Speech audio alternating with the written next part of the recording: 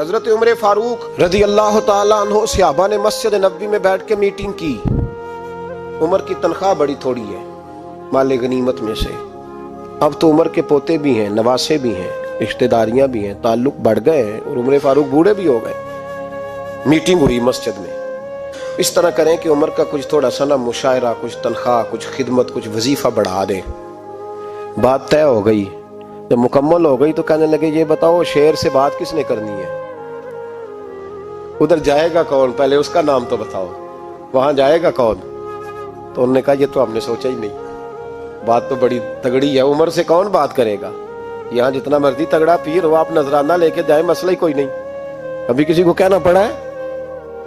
تو کہتے ہیں جناب کون بات کرے گا؟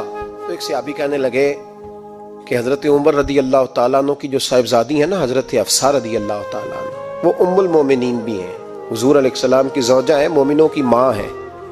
ان سے کہتے ہیں اور ان کے والد بھی ہیں. تو حضرت حفصہ سے کہا تو جناب حفصہ چل کے گئیں حضرت عمر کے پاس. جا کے کہا ابا جی ایک بات کرنی تھی. انہوں نے کہا بیٹے کرو. تو ان کو بھی پتا تھا نا جاہو جلال کا. کہنے لگے ابا جی مسجد نبوی میں صحابہ کی میٹنگ ہوئی ہے.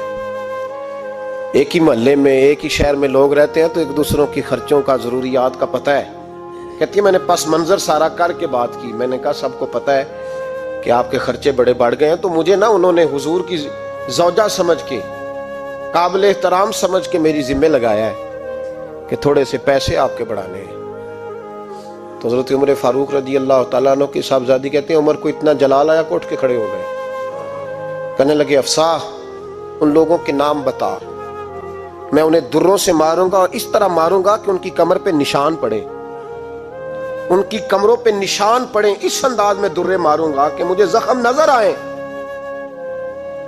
ابا جی اتنا جلال کس بات کا؟ سادی سی بات ہے. تو سیدنا عمر فاروق رو پڑے. کہنے لگے سادی سی بات ہے؟ میرے لیے مسجد نبوی میں بیٹھ کے میٹنگ ہوتی رہی کہ عمر کو دولت دینی ہے. لوگوں نے یہ مجھے سمجھ لیا ہے، مسجد نبوی میں بیٹھ کر میرے لیے یہ میٹنگ ہوتی رہی کہ عمر کو پیسے دینے ہیں، اس کو دولت کے ساتھ ہم نے نواز رہے. مسجد نبوی میں میرے لیے کس کو یہ جرت ہوئی؟ فرمایا حفصہ کاش کہ تو میرے پاس پیغام لے کے نہ آتی، کوئی اور آتا اور پھر میں اسے دروں سے مارتا.